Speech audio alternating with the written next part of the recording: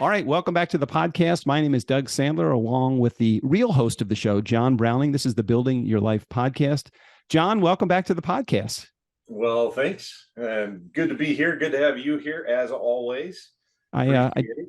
I didn't get a chance to. I was just in Orlando. I didn't get a chance to say hi and knock on your door. That would have been a surprise. Being 6'4", everybody thinks I'm a lot shorter because I appear shorter on on video. But you only see me from the waist up. So That's right. Yeah. People, the same thing happens when I'm about 6'3", and people, when they see me, they're just like, whoa, and I don't think of myself as being tall, but I guess I am. we are both of the look. Anybody that's taller than 5'10", I think is considered tall in the world that we are living in right now. So I'll take it. I'm always the tallest one at a party, so I always enjoy being able to go into a party and kind of looking over the tops of everybody's heads as I'm there. It's true. It is handy. You're at a concert when you're big in a big crowd. You can kind of look out and see where the best path is to go. Hey, Yeah. before we get into today's material, I want to make sure everybody is aware of this that's listening to the podcast. First of all, thanks for tuning in yet another week. John's got a YouTube channel, and we were just talking a little bit about how we would love to drive more traffic to the YouTube channel. If you're listening on the podcast, continue listening. We love you here, and certainly continue doing that. But if you also want to see what John looks like, nobody wants to see what I look like. But if you want to see what John looks like, head over to his YouTube channel. John, do you know the name of your channel? I know this is one of those things that's foreign to most people. I know that you even have a channel, but do you know the name of your channel? You know what? I'm on the spot here. I'm gonna have to look that up. But we're both on the spot, but here's what we're going to do. We're going to put a link in the show notes so that if you want to get over to the YouTube channel, we'll just put a direct link in the show notes. So that I can't imagine why we don't have a lot of traffic going to it. Neither you nor I know the YouTube address, but we will figure that out. And we'll put it right in the show notes for you. And by the time that you are listening to this, just click the link and it'll be right over there. So, John, you came up with some great topics for the next handful of weeks, and we're doing one of those topics today. The topic is about annuities, evil or amazing tools, and I love the way that you put that. What is the big deal, and where is this maybe this idea that annuities are this evil thing? I mean, that's the first indicator that I had of annuities. It was this challenging thing, this ugly thing that's out there, but it doesn't have to be that way, and it really isn't that way. So maybe can you share a little bit about your philosophy? well, I don't know. Have you ever you've used, because I know you work on your cars and all that. You've used a power tool before, right? Oh, absolutely. Yeah. So I'll never forget growing up in West Virginia. We used to cut down trees all the time. It was just sort of a way of life, and that's what we did. Well, I'll never forget the day that I was trimming off the trunk of a tree so we cut it up for firewood, and all of a sudden it bucked back on me, and I had protection on, but it kind of didn't matter. All that chainsaw has to do is just nick you, Yep. and you're split wide open. And I'll never forget that day. So here's the deal. Chainsaws are very useful tools. Fantastic. It takes a lot longer to chop up wood if you don't have a chainsaw, but they can be very dangerous and not good if not used correctly or not fully understood and all that. And I've seen people use chainsaws in ways that you're just like, somebody's gonna die, right? And you can't believe that somebody's using it that way. And the same thing with annuities. So annuities in the past have been sort of viewed as evil because they're considered very expensive. They tie up your money for long periods of time, and there's this big surrender fee, right?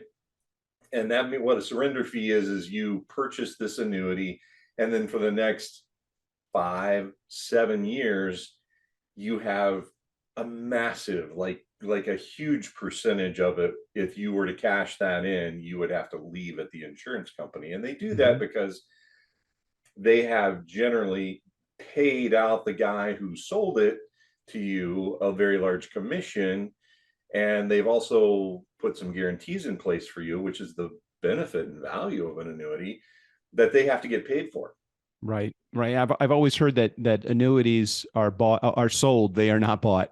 So a Right. lot of, it's really a hard thing because there are so many characteristics of annuities. And one of the things that you mentioned is that you have this huge surrender fee that you may pay. I mean, but the reality of it is you're not buying an annuity so that you're going to surrender it.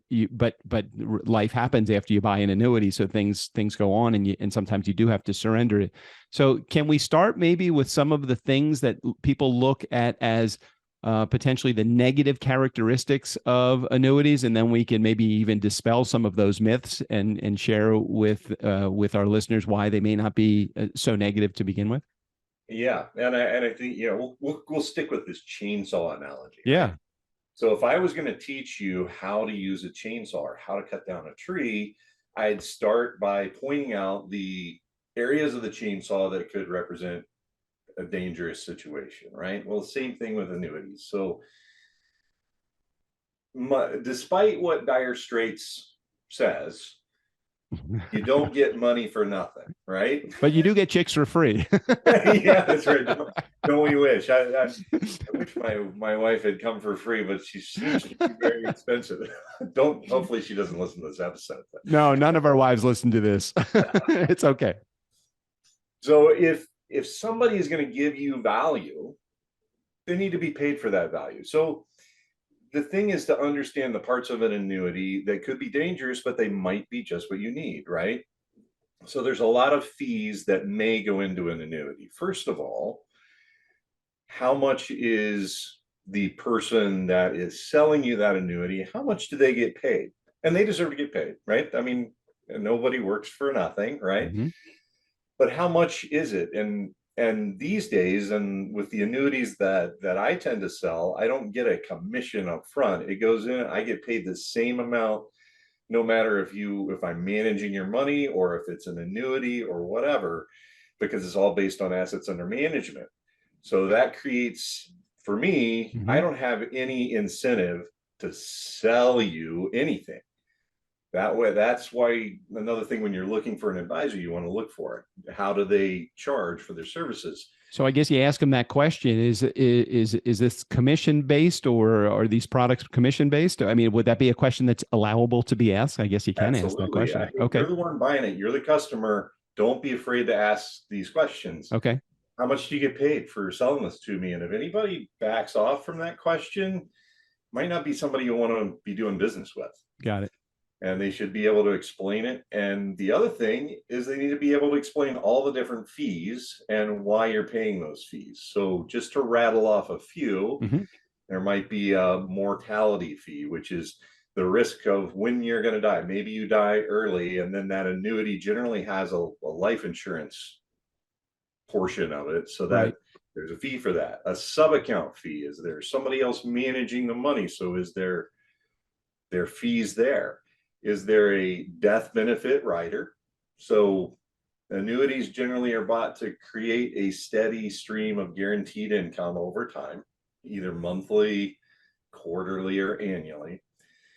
If you pass away, say earlier than you expected, is there a death benefit there? And what is it? And how much are you paying for that death benefit? And then is there an income rider fee? And all these different fees start to add up. I mean, they can get up as high as 3, 4, 5. I've seen some as high as 6.7 is the highest I've ever seen. Wow. When you add all those fees up, and then you add on top of that maybe a commission, then it goes even higher. Is there an ideal candidate for someone that would be inclined to want to purchase an annuity? Someone that has X amount of dollars in their retirement plan, someone that has a few dollars in their retirement plan, or can somebody get it and not have a plan laid out other than I just need to have an income stream when I retire? Well, you think about the annuity that most of us have, and that's Social Security. Social Security, right? Yeah. Yeah. And that's fantastic, right? We all kind of count on it, or most of us count on that.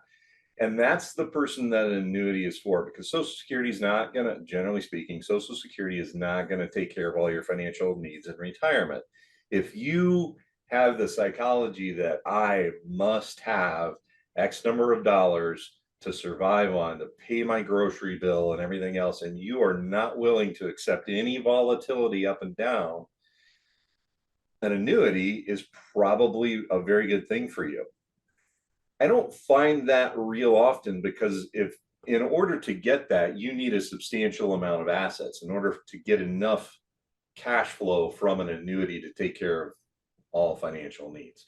Great if you do, but if you're like, I'll say most people, it's probably better as a portion, Right. your quote unquote safe portion of your portfolio, that you can sort of count on that providing some income, a certain amount of income each month, each quarter, each year. Well, it's kind of like when you're in the accumulation phase, it's kind of like the diversification of your portfolio isn't all eggs in one basket. Why would it be any different when you get to a point where you need the income? A part of your retirement income is going to be that annuity from Uncle Sam, Social Security, but another portion could be from an annuity, as you're mentioning. Is there any specific type that somebody should be looking into or more advantageous? Because I doubt that there is a one size fits all. So how do you even know what to ask, what questions to ask, or what direction to go in? Yeah, and this is a great question as well, because there's the fixed annuity, right, which provides what we've been talking about, that fixed income, every month, every year, whatever it is, whatever you choose. And that's that's your annuity that most people talk about all the time. But there's some other ones out there. There's an indexed annuity that is indexed to, say, the S&P 500 or the Russell 2000 or some other well-known index. But generally on those, and this is the question that you ask on those, is there a floor that the annuity can't go below, or is there a cap? So if the NASDAQ runs really high, like in 2021, most of those annuities would have a cap and you would not go above that percentage increase. So those are the indexed annuities. And then there's the variable annuities, which you'll generally get a higher return on those, but they're going to fluctuate in value. They're likely to fluctuate in terms of how much income is paid out.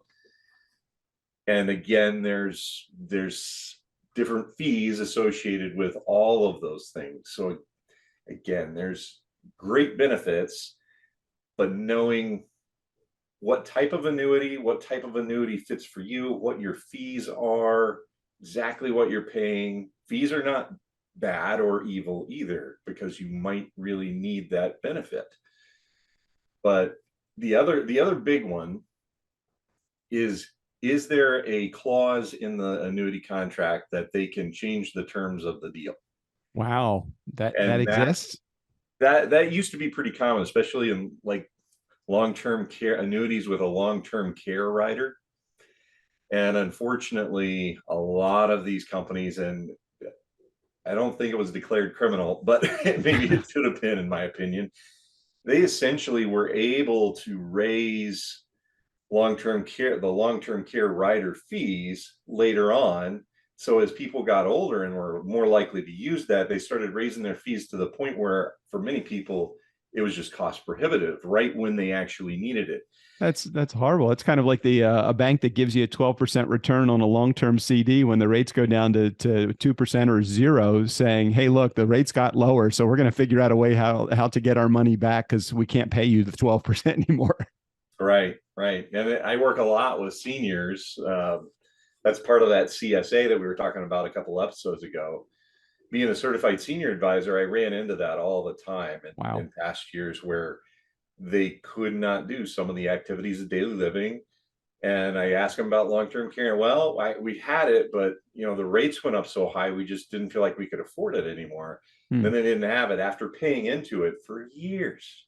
That's incredible. John, Yeah. what is there a time horizon when buying it or investing in an annuity isn't appropriate for someone, or is there never a time that it's too late? I would say there's never really a time when it's too late. I suppose if you're like 85, 90 years old, an annuity, but as long as you get an annuity with a death benefit or a cash value benefit, even then that might make a lot of sense. Just, hey, for the rest of my days, I want to know I'm getting X number of dollars. So that even then, it can be, an annuity could serve its purpose. if there's someone in the audience that is just trying to figure out, okay, we just talked about so many things. We talked about fees. We talked about different types of annuities. We talked about when is an appropriate time for someone to invest in an annuity. What would be the best advice if you only could give somebody one piece of advice when it came to annuities? What advice would you be giving them? Understand that for most people, again, this is not investment advice, right? But for most people, an annuity should only be a portion of your financial plan and portfolio, but it can be a very valuable portion of that portfolio. All right. Well, that is a solid piece of advice. And, the best way for anybody to get more information about annuities or any financial programs would absolutely be to talk to John. John, what is the best way for someone to reach out and talk to you about annuities or anything else that is in their financial future that they want to be less curious about and they want to get the answers to? Well, if you have your internet handy, just www.guardianrockwealth.com, and in the contact us section, you can reach me that way, or text the word life to 321-421-5213, and that'll send you a link. And that'll have, essentially, it's a virtual business card, only better because it's got a little video on there, helps you get to know me a little bit better. And then there's a lot of links on there as well to like the podcast and things like that we put out. And also down on the lower right-hand corner, there's a spot that you can click and schedule a meeting directly on my personal calendar. And you won't speak with a member of my team. You'll speak directly with me. I was going to say, is anybody going to talk to Chat GPT along the way? I was looking at a website and somebody had, they have human powered AI tools that are directly on their website. It was a really cool thing. I'm like, am I talking to a robot right now, or am I actually talking to a live person? She said I was talking to a robot in the beginning, but I asked too many questions and it clicked me over to her. So that was kind of cool too. It might be something that you need to look into. I know you're a big guy with technology, John. I have talked to a couple of my existing clients, and they have told me if they ever get a robot talking to them, then I'm done. So a robot costs them a lot less commission though, than any package they can imagine. Hey, John, thanks for hanging out with us another week. We got more great content, more episodes coming up in the upcoming weeks. Thanks again, everybody. Tune in to the YouTube channel. I'll make sure we put a link in the show notes. Good to see you again, John. All right. We'll see you next week.